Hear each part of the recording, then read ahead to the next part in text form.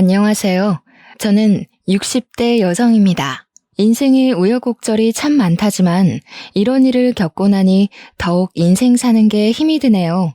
어디에다가 시원하게 하소연이라도 하면 이 답답한 마음이 조금은 풀릴까 싶어도 제 살을 파먹는 것 같아 마음껏 말도 못하고 살아왔습니다. 하지만 더 이상 이렇게 마음에 담아두기에는 마음의 상처가 너무 깊어지는 것 같습니다. 지금 사는 곳에는 제가 아는 지인이 아무도 없어요. 그 일이 있은 직후에 저는 사는 곳을 떠나 지방으로 홀로 내려와 살고 있거든요.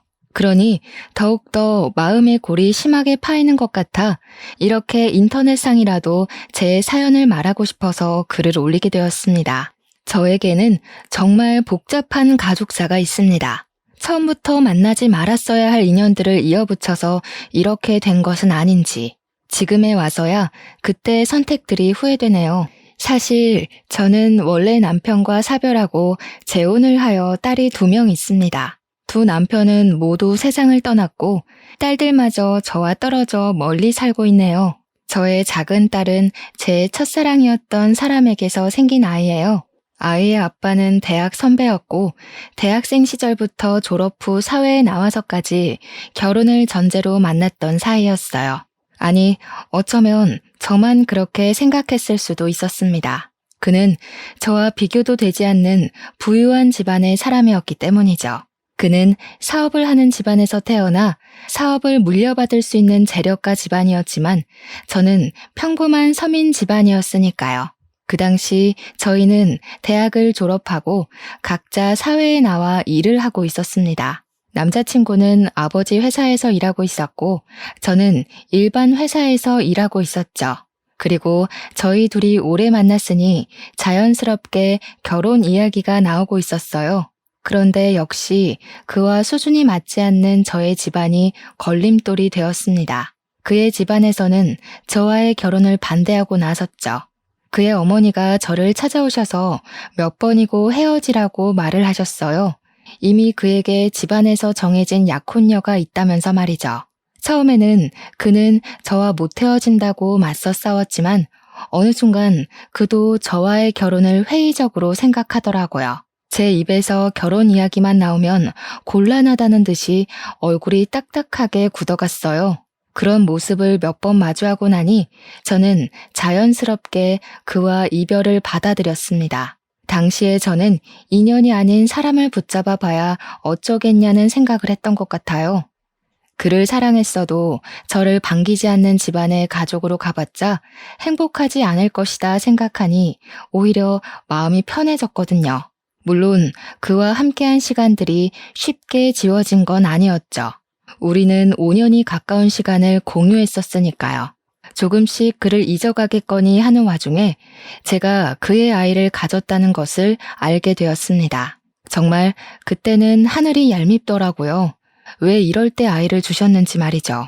처음에는 그에게 이 사실을 알려야 하나 고민을 많이 했었습니다. 그래도 제 배에 있는 아이의 아빠였으니까요. 하지만 그는 집안에서 정해준 약혼녀와 결혼 준비를 하고 있다는 걸 듣게 되었습니다. 이미 예식장까지 예약했다는 말에 도저히 그를 찾아갈 수 없었어요. 헤어진 지 얼마나 됐다고 그렇게 빨리 결혼을 준비하는 건지 이미 그에게는 저는 과거의 사람이 된 것 같았죠. 하지만 저희는 이미 헤어진 뒤였고 그와 제가 인연이 아니라고 생각하니 그에게 아이를 가졌다고 말을 쉽게 꺼내지 못하겠더라고요. 그렇게 저는 혼자서 산부인과에 내원을 하게 되었습니다. 병원에서는 아이가 잘 자라고 있다고 심장 소리를 들려주는데 다른 산모들은 남편의 손을 잡고 같이 듣는 모습이 저를 서럽게 했습니다. 어쩌다가 이렇게 되었나 하는 원망도 들었죠. 그렇게 진료를 받고 나오는데 저는 병원 복도에서 전 예비 신랑과 마주하게 되었습니다. 다른 여자의 손을 꽉 잡고 서 있는 모습에 순간 온몸이 얼어붙어 버렸죠. 전 예비 신랑은 저를 보고 얼굴이 새파랗게 질려 있었다가 앞에 서 있는 저를 보면서 먼저 입을 열었습니다. 정희야, 잘 지냈어? 여기는 무슨 일로 온 거야? 얼굴이 많이 상했네. 밥 꼬박꼬박 챙겨 먹어야지. 그러다가 몸 상해. 자기는 다른 여자 손을 잡고 산부인과에 왔으면서 이제 와서 가식을 떠는 모습에 제 손이 부들부들 떨렸습니다. 저는 전 예비 신랑을 노려보다 약혼녀의 볼록 튀어나온 배에 시선이 향했습니다. 좋기 6개월은 넘어 보이는 배였죠. 정말 기가 막혔어요. 제가 임신한 지 이제 3개월이 막 지났는데 약혼녀의 배가 저보다 더 많이 불렀다는 것은 저를 만났을 때도 이미 둘이 결혼을 전제로 만나고 있었다는 사실 아니겠어요? 그런 생각을 하고 있자니 머리로 피가 몰리면서 눈에서는 불이 번쩍이더군요. 그러고서 저를 챙기는 듯한 그의 말투가 저의 심사를 더욱 뒤틀리게 했어요. 저는 그를 향해 톡하며 쏘아붙였죠. 지금 누구를 걱정하는 거야? 병원에 왜 왔겠어? 진찰받으러 왔겠지. 그쪽도 보니 그런 것 같네. 이미 상관없는 사람들끼리 안부 묻지 말자. 옆에 있는 사람이나 잘 챙겨. 저는 그렇게 톡 쏘아붙이고 병원을 서둘러 빠져나오는데 그가 쫓아와서 저의 손을 붙잡았습니다. 무슨 진찰 받으러 온 거야? 혹시 설마 내 아이를 가진 건 아니지? 너 임신한 거 아니지? 말해줘. 저는 잘게 떨리는 그의 입술을 보며 입을 꽉 깨물었어요. 어쩜 저렇게 뻔뻔하게 자기 애를 가졌을까봐 걱정하는지. 제가 본인 애를 가졌다고 하면 그의 표정이 어떻게 달라지나 궁금하기까지 하더군요. 그동안 정말 이런 남자를 사랑했었나 싶었습니다. 제가 아는 그의 모습은 다 거짓처럼 느껴졌어요. 왜? 임신이라도 했으면 어쩌려고? 나한테 돌아오려고? 아니면 아이라도 지우라고 돈이라도 찔러주게? 그럼 아주 많이 줘야 할 거야. 내가 돈이 아주 많이 필요할 것 같거든. 앞으로 2명의 몫을 해야 하니까. 그러자 그의 낯빛이 샛노랗게 변했습니다. 분명 그가 원하는 말은 아니었겠죠. 저는 제 손을 잡고 있던 그의 손을 쳐냈습니다. 그런데 그의 입에서 나온 말이 저를 더욱 미치고 팔짝 뛰게 만들었습니다. 미안해. 나는 너에게 돌아가지 못해. 네가 아이를 키울 돈이 필요하다고 하면 지원해 줄게. 아이를 지운다고 하면 그것도 내가 도와줄 수 있어. 내가 해줄 수 있는 게 이것밖에 없어서 미안해. 어떤 걸 원해? 내가 뭘 해주면 되겠니? 그의 말에 정말 울컥이며 눈물이 차오르는 걸 저는 꾹꾹 눌렀습니다. 뭐? 진짜 미안해? 미안하다는 말 잘도 내뱉는다. 나한테 그렇게 미안해? 돈을 준다고 진짜 우리의 5년을 쓰레기 취급을 하는구나. 알겠어. 당신이 나를 그동안 어떻게 생각하는지 똑똑히 알았으니까 들어가서 그 여자나 챙겨. 우리 여기서 선 확실히 긋자. 이 아이는 내가 알아서 할게. 낳아서 키우든지 말든지 알아서 한다고. 그러니까 우리는 이제 서로 상관없는 사람들인 거야. 혹시라도 서로 안부를 듣더라도 우연히 누가 하나가 죽었다 해도 그냥 모른 척하며 살자. 난 이제 너랑 할 말 없어. 저는 그 자리를 서둘러 떠났습니다. 그러자 눈물이 밀려오더라고요. 이미 정리된 감정이라고 생각했는데 그렇게 그의 입으로 그런 말을 들으니 다시 심장을 후벼 파는 게 너무 아파졌습니다. 집으로 돌아와서는 이제 뱃속의 아이를 어떻게 해야 하는지 걱정했습니다. 아이를 홀로 키울 자신이 안 섰거든요. 아버지 없는 아이라고 손가락질 받으며 클 아이도 미혼모로 살아갈 제 자신도 어느 것 하나 감당할 자신이 없었습니다. 그렇다고 아이를 쉽게 지우겠다는 선택도 할 수 없었죠. 아무에게도 말 못하는 날들이 길어질수록 세상에 고립당하는 기분이었어요. 깊은 바닷속으로 가라앉는 것 같았습니다. 그때 평소에 친하게 지내던 선배가 저를 찾아왔어요. 그 선배는 아이 아빠와도 친한 친구였죠. 정희야, 어떻게 된 거야? 경수가 다른 사람이랑 결혼한다고 청첩장을 보내서 바로 연락했더니 통화가 안 돼서 왔어. 너희 둘한테 무슨 일이라도 있었던 거야? 경수가 왜 네가 아니라 다른 사람하고 결혼하는 거냐고. 저는 선배에게 고개를 푹 숙인 채 묵묵부답으로 일관했어요. 도저히 말이 안 나오더라고요. 저도 이해를 못하겠는 상황을 선배에게 뭐라고 설명해야 할지 감도 안 섰습니다. 하지만 우리의 연애를 처음부터 지켜봐왔던 선배에게 우리의 끝을 알려주는 게 예의 같았어요. 선배, 어쩌다 보니 그렇게 되었어요. 그 여자는 집안에서 엮어준 약혼녀래요. 선배도 알다시피 저랑 경수 오빠 집안 차이가 너무 많이 났잖아요. 어차피 이어지기 어려운 사람들이었어요. 그래서 헤어졌다는 말이야? 그래도 둘이 만난 시간이 있는데 이건 너무 갑작스럽다. 그래서 얼굴이 그렇게 상한 거야? 너는 경수가 다른 사람하고 결혼해도 괜찮아? 너 경수 많이 좋아했잖아. 인연이 아닌 사람을 붙잡아봐야 뭐 하겠어요. 저는 이미 마음 정리했어요. 차라리 헤어지니 마음도 편하고 좋네요. 내 사람도 아닌 사람, 이제 그만 보내줘야죠. 그때 선배가 제 손을 꽉 잡았습니다. 정말? 경수랑 깨끗이 헤어진 거 맞는 거지? 이제 둘은 아무 상관없는 사이 맞는 거지? 저는 그런 선배를 보며 의아한 표정을 지은 채로 고개를 끄덕였습니다. 그럼 나랑 만나자. 나 너 정말 좋아해. 사실 경수보다 내가 먼저 너를 좋아했어. 경수가 먼저 너한테 고백하는 바람에 이제까지 내 마음 숨겨온 거야. 정이야, 나랑 만나자. 저는 갑작스러운 선배의 고백에 선배에게서 손을 빼냈습니다. 저는 이미 그의 아이까지 가지고 있는데 어떻게 선배를 만날 수가 있겠어요. 그래서 거절을 했습니다. 죄송해요. 저 선배 마음 받아들일 수가 없어요. 저 사실 뱃속에 그 사람 아이를 가지고 있어요. 벌써 5개월이 다 되어가요. 저도 아이를 어떻게 해야 할지 모르겠어요. 죄송해요. 지금으로서는 제가 선배의 마음을 받아들일 여유가 없어요. 하지만 선배는 제가 다른 남자의 아이를 가지고 있다고 해도 포기를 하지 않는 겁니다. 괜찮아. 그런 건 상관없어. 그냥 나만 믿고 결혼하자. 내가 아이 아빠가 되어줄게. 정말 자신 있어. 내 아이처럼 키울 자신 말이야. 아니, 내 아이야. 정이야, 나랑 결혼하면 행복하게 해줄게. 진짜 내가 최선을 다할게. 결국 저는 자리에서 벌떡 일어났죠. 정신 나갔어요? 지금 무슨 말을 하는 거예요? 누구 애인지 알면서 그런 말이 나와요? 선배 친한 친구의 아이예요. 그런데도 지금 저랑 결혼하자고 말하는 거예요? 선배 제정신 아니죠? 술이라도 마신 거예요? 나 제정신이야. 그럼 아빠 없이 혼자 아이를 키울 셈이야? 그럴 자신 있어? 벌써 5개월이라며. 이제까지 결정 못해서 아이를 뱃속에 그대로 둔 거 아니야?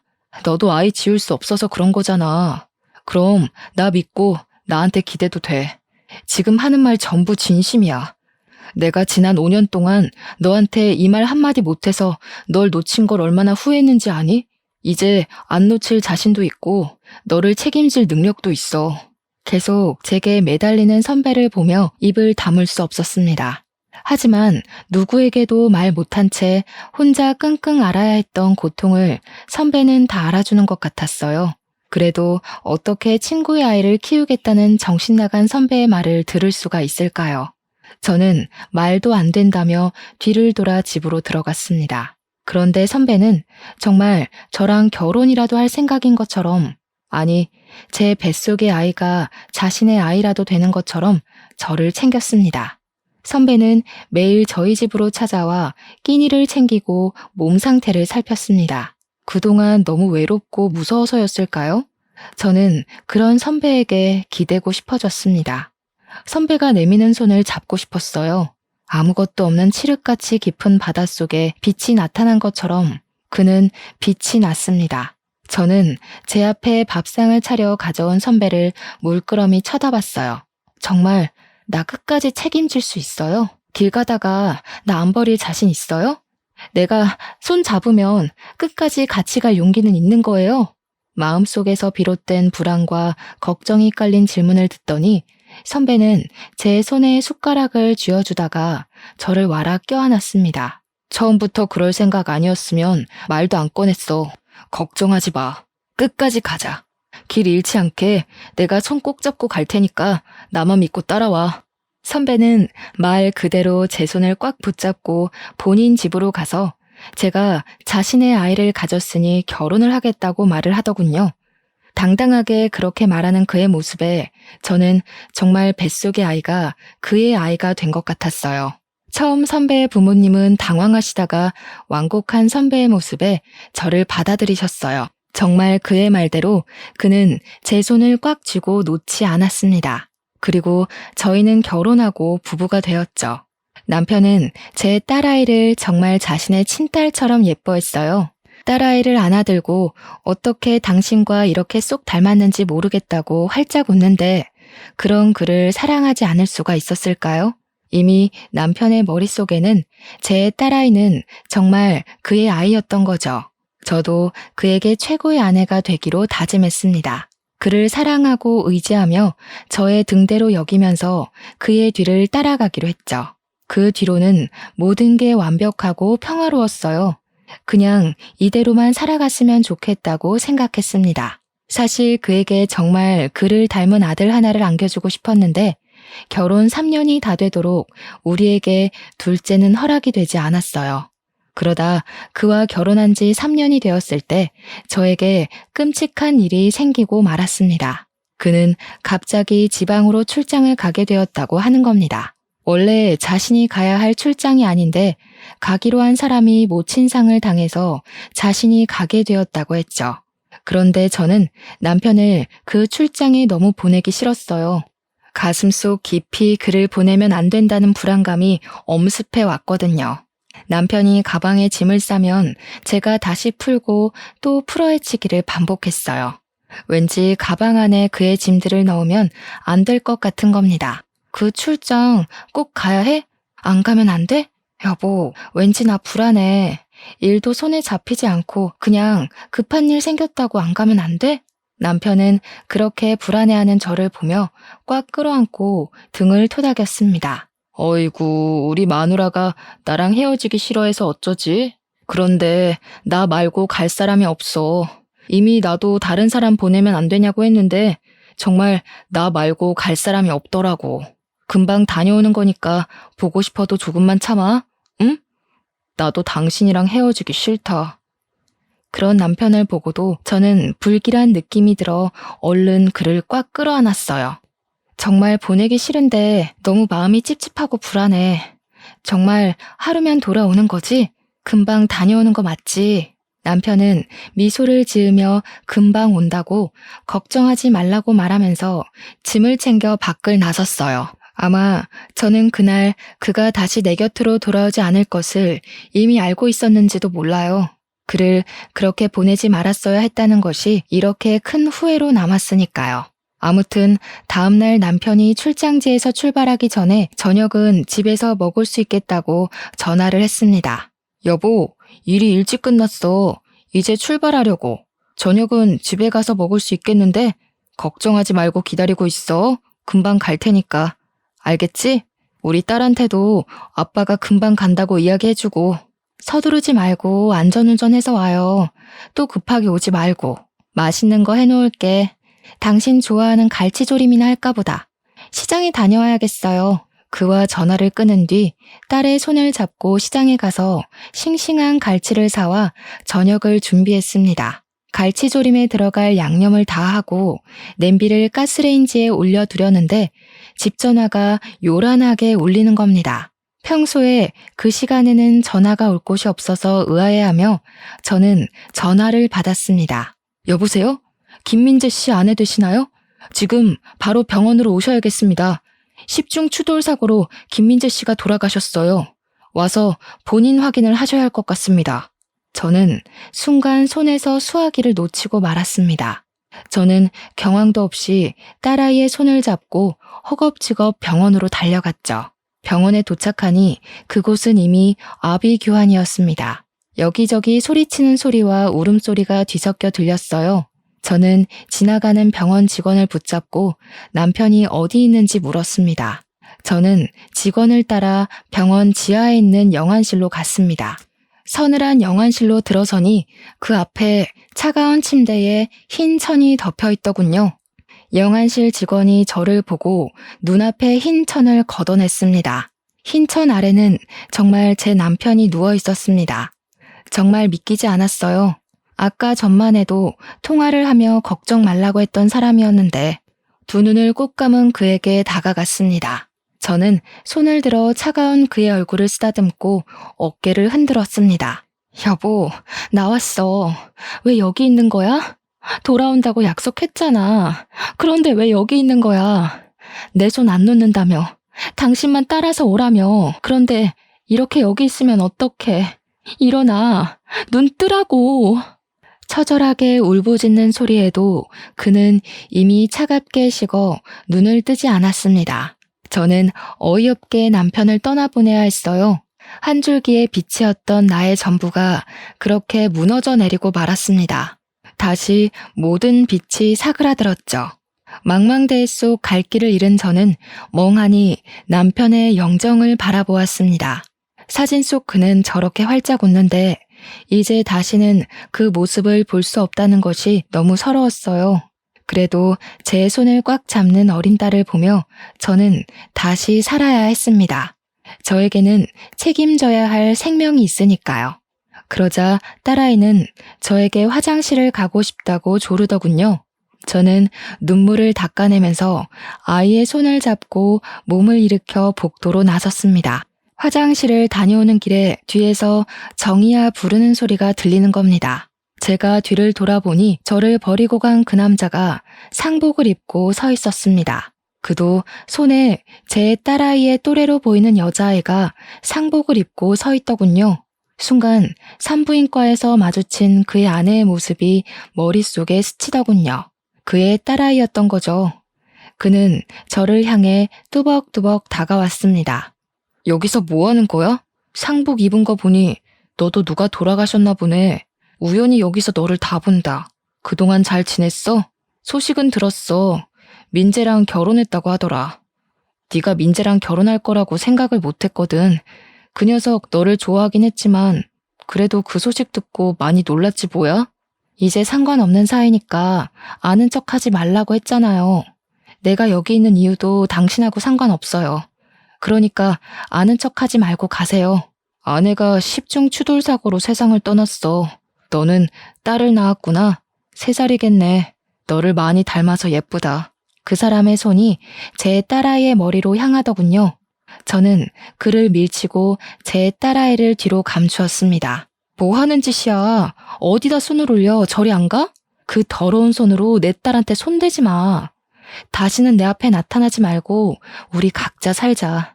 당신 아내가 죽은 거 하나도 안 궁금해. 나는 딸아이의 손을 잡고 분향소로 서둘러 들어왔습니다. 무슨 염치로 내 딸 머리에 손을 올리는 것인지 분노가 끓어오르더군요. 남편의 장례를 치르고 저는 이제 딸아이와 살 궁리를 해야 했습니다. 그런데 몇 년을 주부로 살았다고 쉽게 일자리가 구해지지 않는 겁니다. 당장 할 수 있고 아이를 돌볼 수 있는 자리를 찾다 보니 마트 점원을 뽑는 공고를 통해 마트에서 파트타임으로 일을 하게 되었습니다. 그렇게 마트에서 일하고 집으로 돌아가는데 전 예비 신랑이 저를 찾아왔습니다. 제가 다시는 얼굴 마주보고 살지 말자고 그렇게 소리를 치며 악을 썼는데 말이죠. 저는 제 앞에 나타난 그를 보고 그냥 지나쳤습니다. 그러자 그가 제 팔을 딱 붙잡더니 갑자기 무릎을 꿇더라고요. 정희야, 그날 나도 민재가 아내와 같은 사고로 죽은 걸 알고 이건 나에게 다시 찾아온 운명이라 생각했어.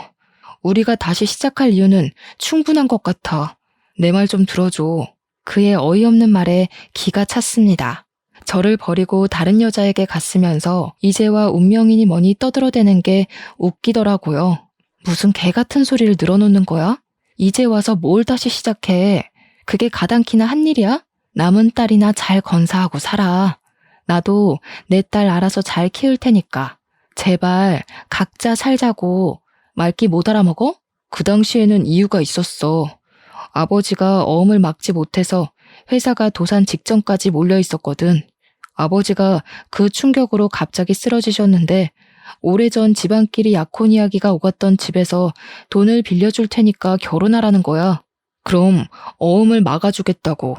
난 아버지를 살리기 위해서 장남으로서 그 제안을 받아들일 수밖에 없었단 말이야. 정말 황당한 변명을 잘도 늘어놓는다. 그때 당신 나랑 산부인과에서 마주쳤던 거 기억 안 나? 이미 그 여자 배가 산만했어. 나보다 더 부른 배를 보고 내가 얼마나 기가 막혔는지 알기나 해? 나를 만나면서 그 여자를 만나고 있었던 거지? 그래 놓고 뭐? 어음? 아버지가 쓰러져? 가짜는 변명 그만하고 돌아가. 그건 오해야, 정이야. 그때 뱃속에 있었던 아이는 내 아이가 아니야. 결혼의 조건이 처음부터 그거였어. 그 집 딸이 모르는 사람의 아이를 가졌는데 소문나기 전에 나와 결혼시켜서 소문이 나지 않게 하는 거. 그 대가로 그 집에서 우리 회사 어음을 다 막아준 거야. 제발 나 용서해주면 안 될까? 우리 다시 시작하자. 저는 헛웃음을 터뜨렸죠. 제 앞에 무릎을 꿇은 그를 보며 이를 갈았습니다. 그는 집안을 위해 나를 버렸으니까요. 아, 그러셔? 그럼 잘 됐네. 어차피 겨우 그런 조건으로 나도 버리고 내 딸도 버린 거니까. 남의 인생 갈아먹으면서 지켜낸 건데 앞으로 쭉 그렇게 살아. 난 아직도 그 산부인과에서 당신이 한 이야기가 머릿속에 생생하게 남아서 말이지. 그리고 그때 난 분명히 당신에게 말했던 것 같은데 우리 둘 중 누구 하나가 죽었다는 이야기가 들려도 상관하지 말자고. 이제 찾아오지 마. 그 면상 다시는 보고 싶지 않으니까. 저는 그를 등지고 자리를 벗어났죠. 그 이유가 무엇이든 저는 그와는 상관없는 삶을 살고 싶었습니다. 나머지 삶을 죽은 남편의 아내로 홀로 딸아이를 키우며 살겠다고 다짐했으니까요. 핏줄이 당겼을까요? 서로 상관없이 살자는 저의 생각과 그의 어머니 생각은 달랐습니다. 처음에는 그와의 결혼을 그렇게 막아서더니 이제 와서 다시 제 앞에 찾아오셨어요. 잘 지냈니? 경수에게 이야기 들었다. 딸아이가 있다면서? 나도 장례식장에서 우연히 너를 보고 깜짝 놀랐다. 나도 너의 딸을 봤지. 피는 못 속인다더니 제 아빠를 빼다 닮았더구나. 무슨 말을 하시는지 잘 모르겠네요. 왜 찾아오셨어요? 근무 시간이라서 시간을 오래 못 비워서 빨리 할 이야기만 하시고 돌아가세요. 저와는 이제 상관없는 분이시잖아요. 네 딸, 경수 딸이지? 그냥 봐도 누구 딸인지 알겠는걸. 너희 시댁에서는 아직도 모른다니? 그동안 감쪽같이 속여왔구나. 이제 우리 핏줄인지 알았으니 내가 챙겨야겠어. 경수 아내도 죽었는데 이제 더 이상 거리낄 것도 없고 말이야. 저는 전 예비 시모가 하는 말에 놀라서 자리에서 벌떡 일어났습니다. 지금 무슨 말을 하시는 거예요? 누구를 챙겨요? 누구 핏줄이요? 그렇게 냉정하게 밀어낼 때는 언제고 이제 와서 왜 그러세요? 며느리가 죽기를 기다리셨나 봐요?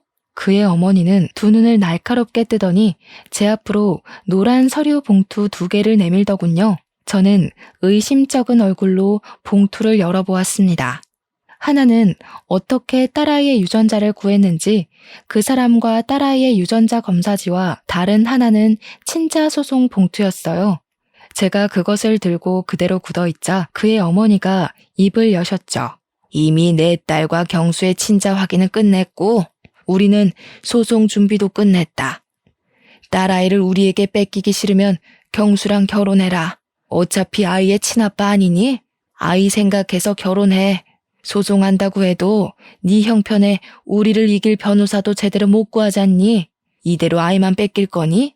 이미 그의 어머니는 저를 협박하려고 작정하고 오신 거였습니다. 정말 대단하시네요. 역시 부잣집 사모님은 다르긴 다른가 봐요. 이렇게 철저하게 준비까지 해서 오셨어요. 이미 저한테 선택권은 없다는 거네요.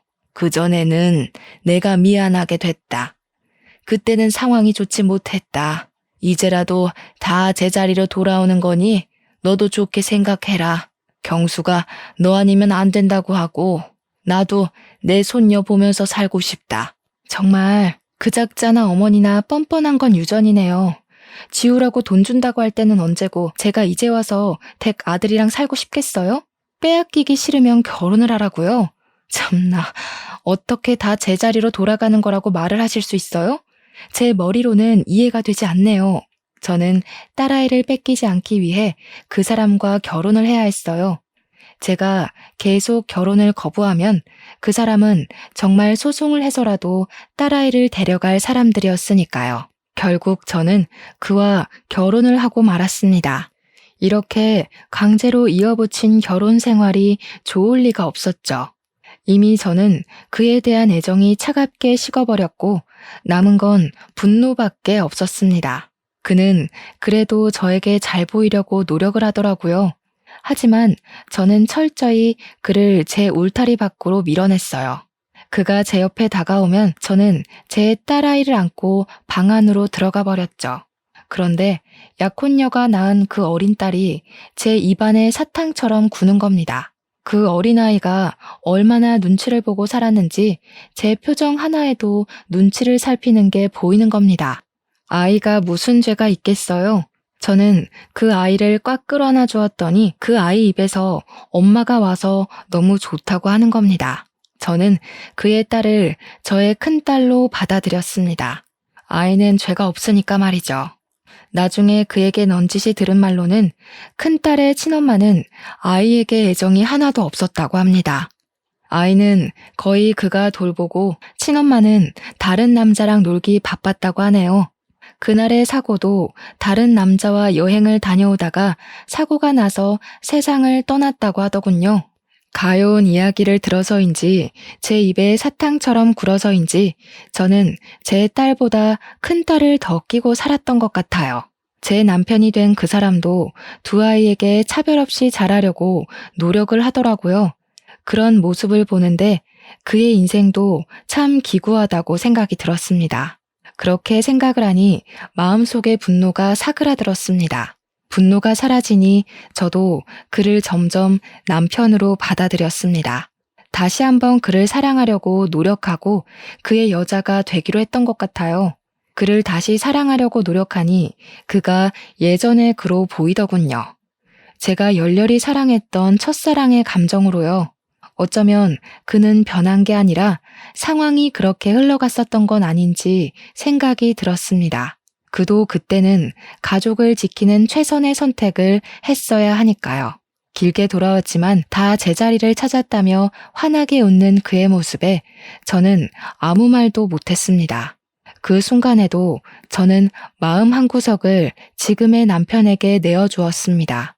이렇게 행복을 찾아가도 되는 건지 하늘로 떠난 전 남편에게 미안해졌습니다. 그렇게 제 마음속에는 두 남자가 공존한 채로 세월은 흘러갔습니다.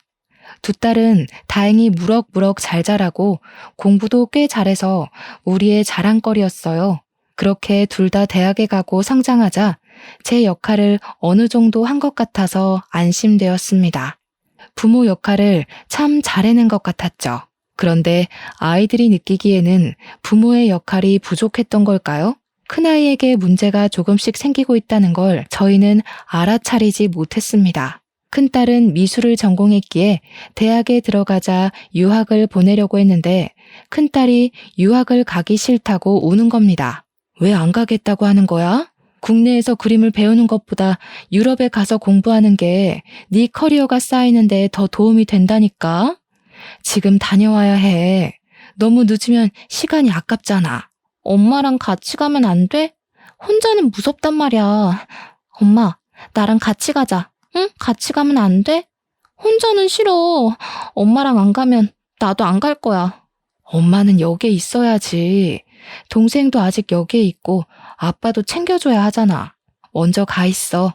엄마가 자주 가서 너 챙겨줄게. 평생 있는 것도 아니고 몇 년만 있는 거잖아. 그러자 큰딸은 얼굴색이 갑자기 새빨개지더니 입을 꽉 닫아버렸습니다.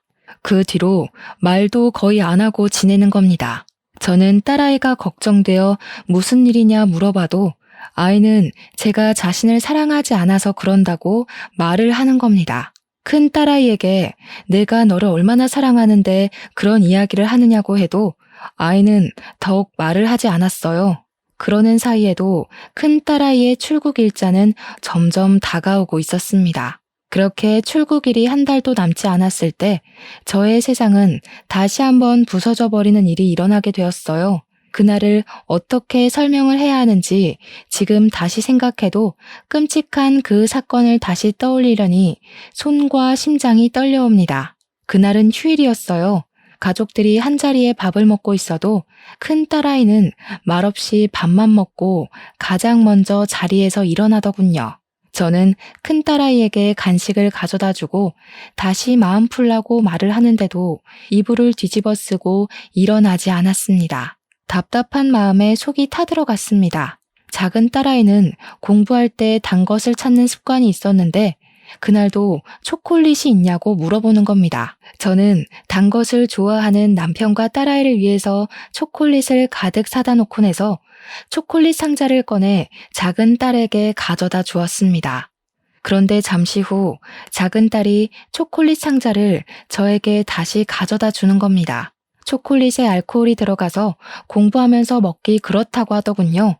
그러면서 다른 초콜릿을 가지고 방으로 들어갔는데 저는 포장이 뜯긴 채 하나도 손대지 않은 초콜릿 상자를 보았습니다.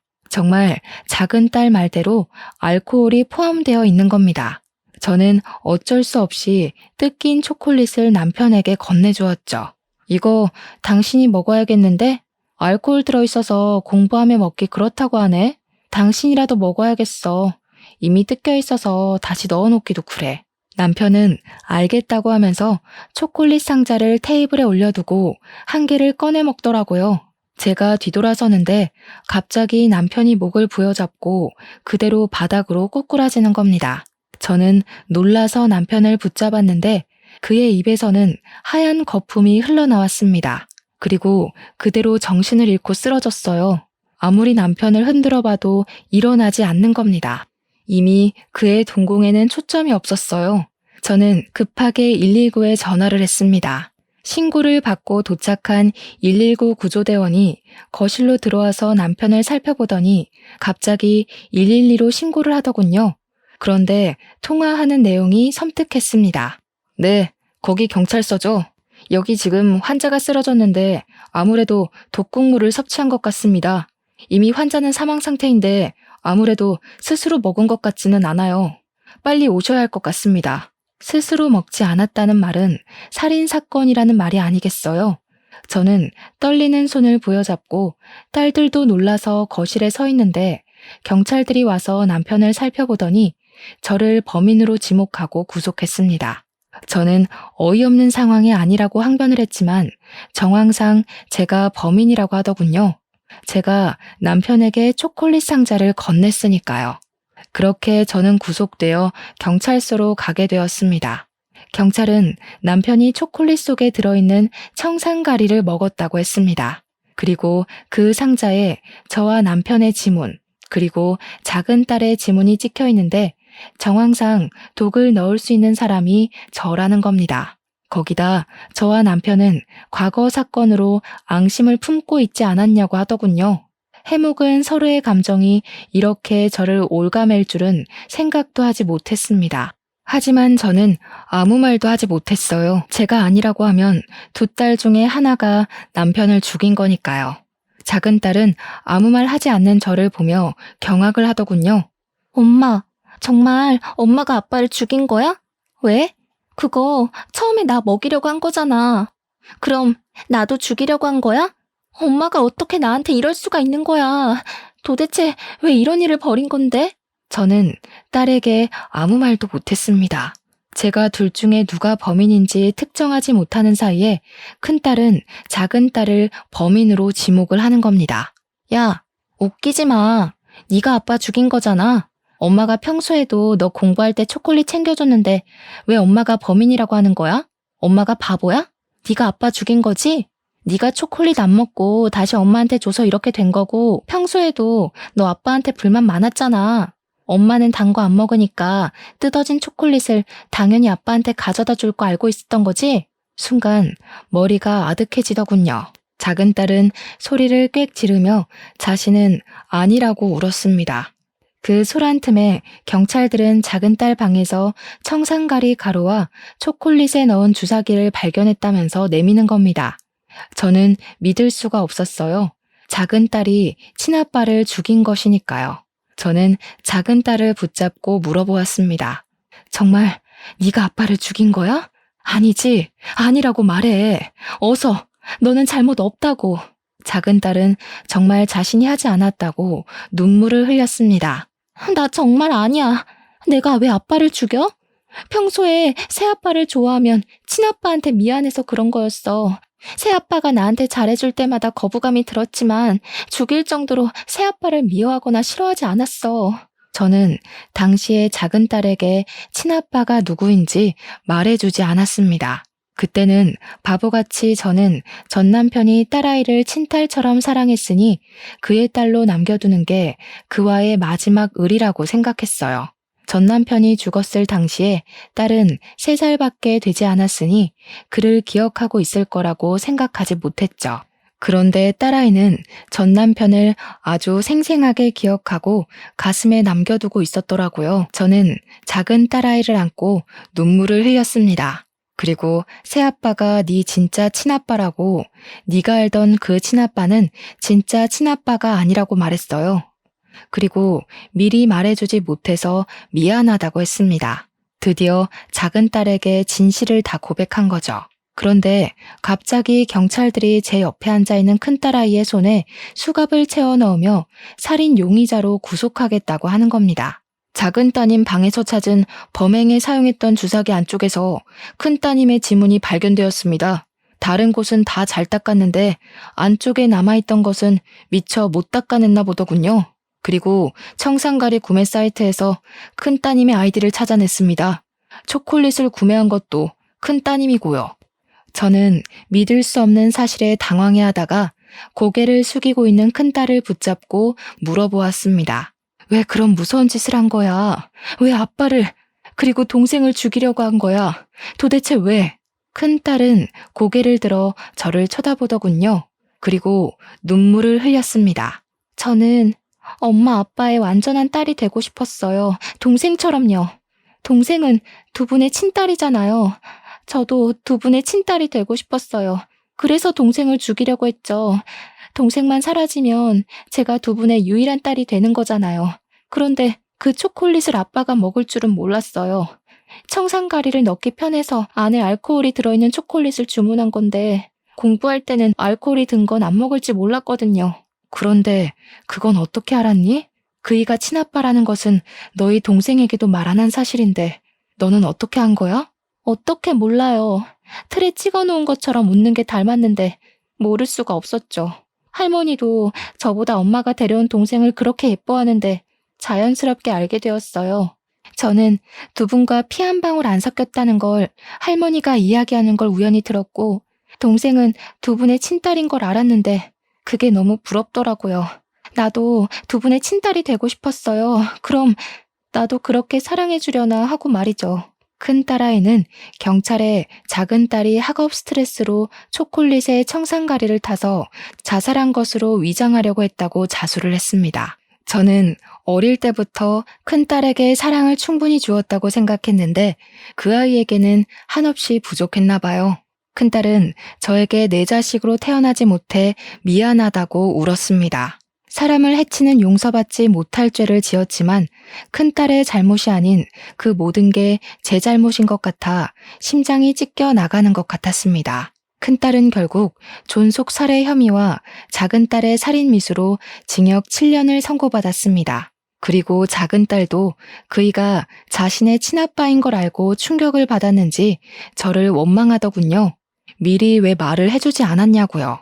그동안 아빠를 미워했다면서 전 남편의 장례식장에서 제가 한 말을 기억한다고 했어요. 새아빠에게 화내며 더럽다고 말한 게 혹시 자기 아빠의 죽음과 관련 있는 건 아닌지 의심하고 미워했다고 하네요. 왜 자신을 이렇게 나쁜 딸로 만드냐면서 원망을 쏟아내고는 저를 남겨두고 외국으로 떠나버렸어요. 드문드문 저에게 잘 지낸다고 연락은 오지만 언제 돌아오겠다는 말은 하지 않더군요. 언젠가 마음이 진정되면 저에게 돌아오겠죠. 저는 그렇게 남편과 자식 둘을 한꺼번에 잃어버리게 되었어요. 서로에 대한 믿음과 신뢰를 잃어버리고 뿔뿔이 흩어지게 되어버렸네요. 지금은 가끔 큰딸의 교도소를 찾아가 딸을 보고는 합니다. 큰아이가 큰 잘못을 저지르긴 했지만 어쩌면 그 아이에게 미리 모든 것을 말하고 마음을 다독였다면 그 아이가 그렇게까지 마음속에 상처를 담아두진 않았을 것 같아요. 다시는 이 가족이 전처럼 완전할 수는 없겠지만 어쩌면 처음부터 만나지 말아야 할 사람들이 만나면서 어긋나 버린 것은 아닌지 생각합니다. 끊어진 인연은 이어붙이지 않았다면 모두 잘 지냈을까 하고 말이죠. 글을 쓰면서도 다시 마음이 아프네요. 여러분도 혹시라도 끊어낼 인연이 있다면 다시 한번 생각하고 또 생각해 보시고 어떤 것이 좋을지 잘 생각하고 이으셨으면 좋겠습니다. 긴 글 읽어주셔서 감사합니다.